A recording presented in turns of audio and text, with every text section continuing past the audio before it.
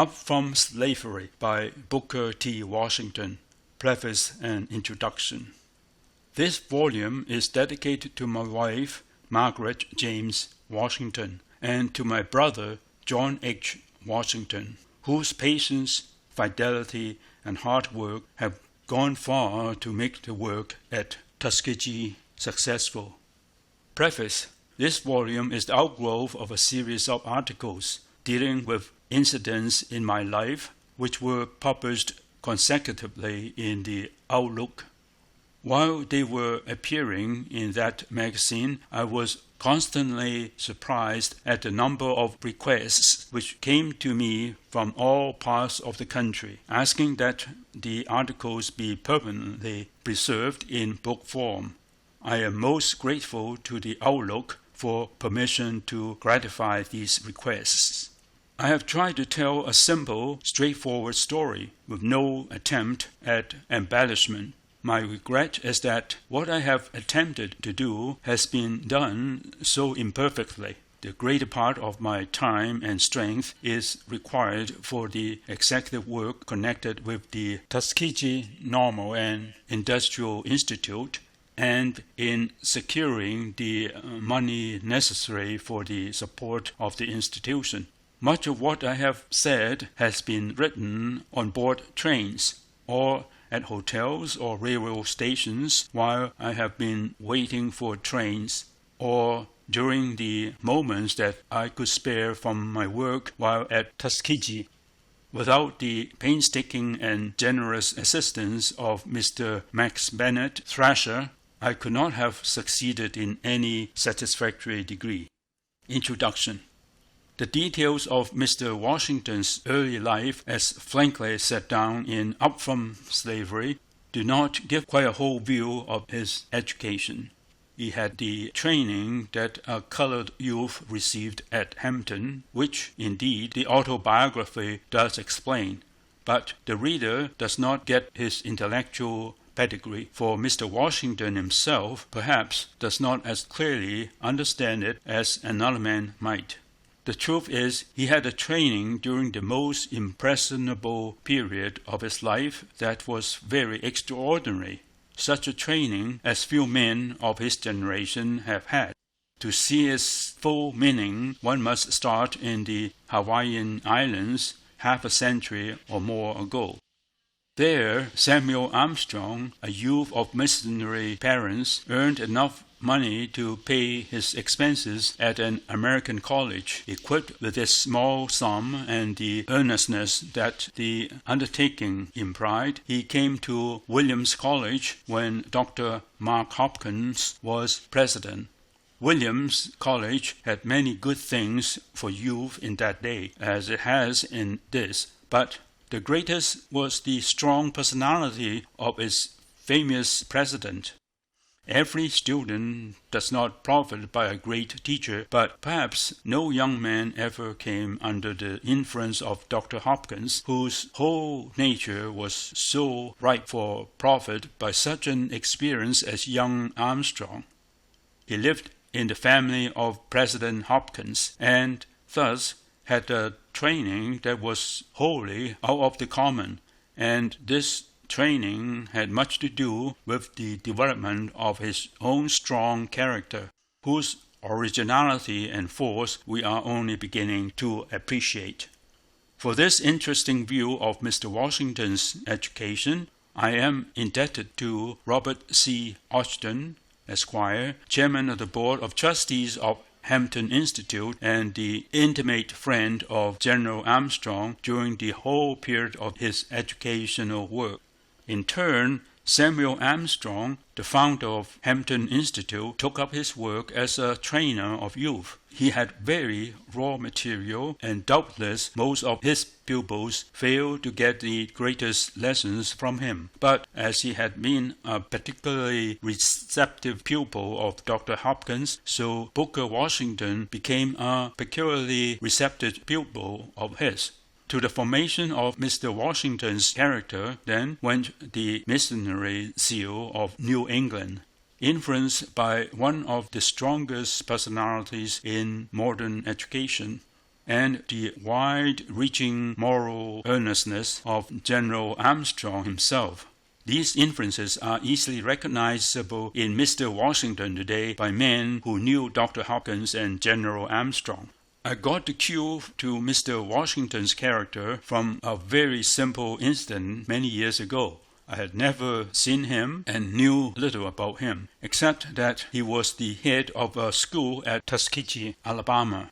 I had occasion to write to him, and I addressed him as the Reverend Booker T. Washington. In his reply, there was no mention of my addressing him as a clergyman. But when I had occasion to write to him again and persistent in making him a preacher, his second letter brought a postscript. I have no claim to reverend.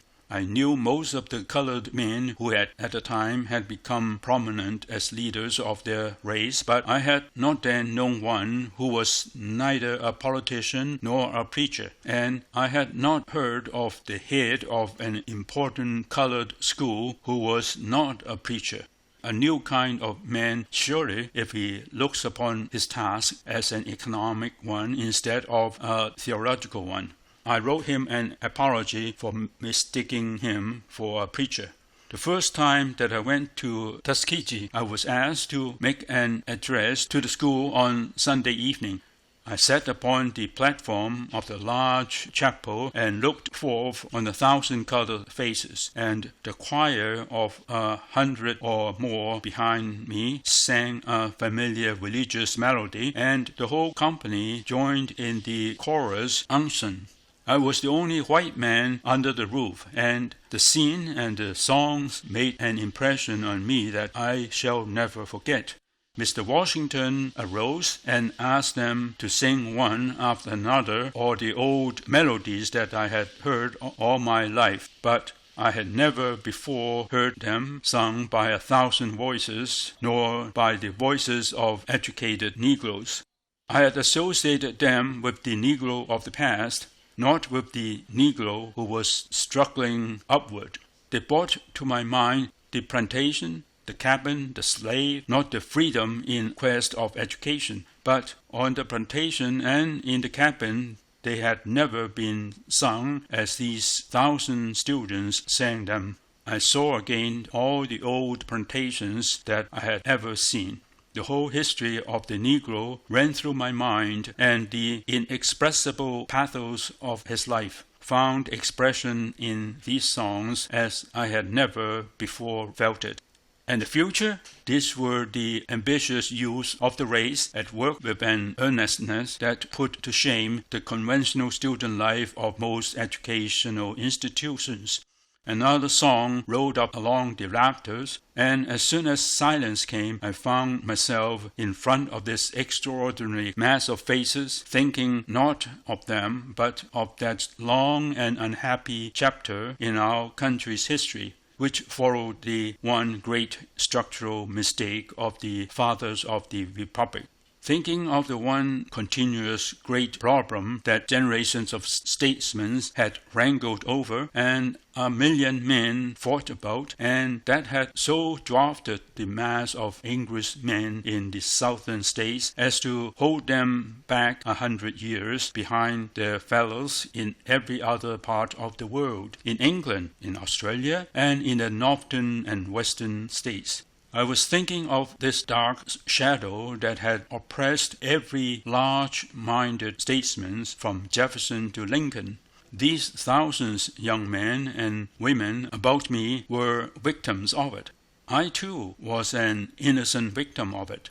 The whole Republic was a victim of that fundamental error of importing Africa into America. I held firmly to the first article of my faith that the Republic must stand fast by the principle of a fair ballot. But I recalled the wretched mess that Reconstruction had made of it. I recalled the low level of public life in all the black states. Every effort of philanthropy seemed to have miscarried. Every effort at connecting abuses seemed of doubtful value, and the race friction seemed to become severer. Here was the century-old problem in all its pathos seated, singing before me. Who were the more to be pitied? These innocent victims of an ancient wrong, or I and men like me who had inherited the problem?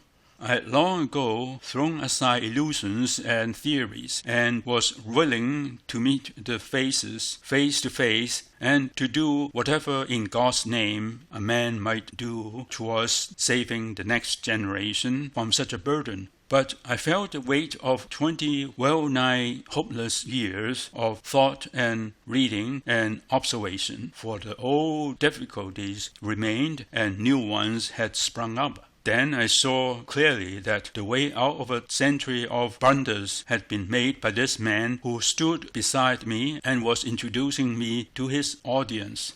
Before me was the material he had used. All about me was the indisputable evidence that he had found the natural line of development. He had shown the way. Time and patience and encouragement and work would do the rest. It was then more clearly than ever before that I understood the patriotic significance of Mr. Washington's work. It is this conception of it and of him that I have ever since carried with me. It is on this that his claim to our gratitude rests.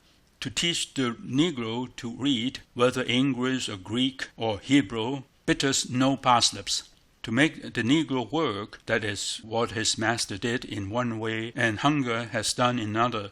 Yet both these left Southern life where they found it. But to teach the Negro to do skillful work, as men of all the races that have risen have worked, responsible work, which is education and character. And most of all, when Negroes so teach Negroes to do this, that they will teach others with a missionary zeal that puts all ordinary philanthropic efforts to shame. This is to change the whole economic basis of life and the whole character of a people. The plan itself is not a new one. It was worked out at Hampton Institute, but it was done at Hampton by white men. The plan had in fact been many times theoretically laid down by thoughtful students of Southern life. Handicrafts were taught in the days of slavery on most well-managed plantations, but Tuskegee is, nevertheless, a brand new chapter in the history of the Negro and in the history of the knottiest problem we have ever faced. It not only makes a carpenter of a man, it makes a man of a carpenter. In one sense, therefore, it is of greater value than any other institution for the training of men and women that we have from Cambridge to Palo Alto. It is almost the only one of which it may be said that it points the way to a new epoch in a large area of our national life. To work out the plan on paper or at a distance, that is one thing. For a white man to work it out, that too is an easy thing. For a colored man to work it out in the South, where in its constructive period he was necessarily misunderstood by his own people as well as by the whites, and where he had to adjust it at every step to the strained race relations. That is so very difficult, and more difficult a thing that the man who did it put the country under lasting obligations to him. It was not and is not a mere educational task. Anybody could teach boys trades and give them an elementary education. Such tasks have been done since the beginning of civilization. But this task had to be done with the rawest of raw material, done with the civilization of the dominant race, and so as not to run across race lines and social lines that are the strongest forces in the community. It had to be done for the benefit of the whole community. It had to be done, however, without local help in the face of direct poverty, done by begging, and done in spite of the ignorance of one race and the prejudice of the other. No man living had a harder task and a task that called for more wisdom to do it right. The true measure of Mr. Washington's success is then not his teaching the pupils of Tuskegee, nor even gaining the support of philanthropic persons at a distance, but this, that every Southern white man of character and of wisdom has been won to cordial recognition of the value of the work. Even men who held and still hold to the conviction that a mere book education for the Southern blacks under present conditions is a positive evil. This is a demonstration of the efficiency of the Hampton Tuskegee idea that stands like the demonstration of the value of democratic institutions themselves. A demonstration made so clear in spite of the greatest odds that it is no longer open to argument.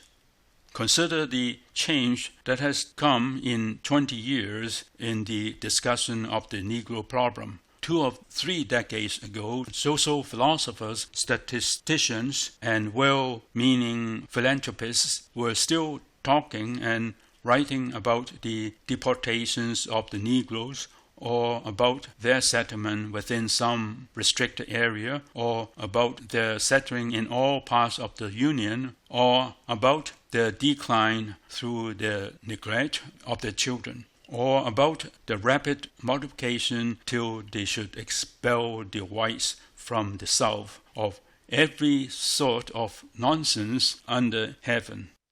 All this has given place to the simple plan of an indefinite extension among the neglected classes of both races on the Hampton Tuskegee system of training. The problem, in one sense, has disappeared. The future will have for the South swift of slow development of its masses and of its soil in population to the swift of slow developments of this kind of training. This change of view is a true measure of Mr. Washington's work. The literature of the Negro in America is colossal, from political oratory through abolitionism to Uncle Tom's Cabin and Cotton is King, a vast mass of books which many men have read to the waste of good years, and I among them. But the only books that I have read a second time or ever care again to read in the whole list, most of them by tiresome and unbalanced reformers, are Uncle Remus and Up from Slavery. For these are the great literature of the subject. One has all the best of the past, the other foreshadows a better future, and the men who wrote them are the only men who have written of the subject with that perfect frankness and perfect knowledge and perfect pose, whose other name is genius. Mr. Washington has won a worldwide fame at an early age. His story of his own life already has the distinction of translation into more languages, I think, than any other American book, and I suppose that he has as large a personal acquaintance among men of influence as any private citizen now living. His only teaching at Tuskegee is unique. He lectures to his advanced students on the art of right living, not out of textbooks, but straight out of life. Then he sends them into the country to visit Negro families.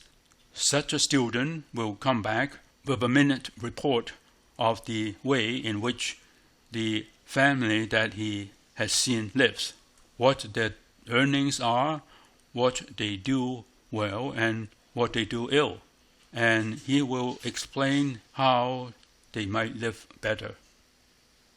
He constructs a definite plan for the betterment of that particular family out of the resources that they have.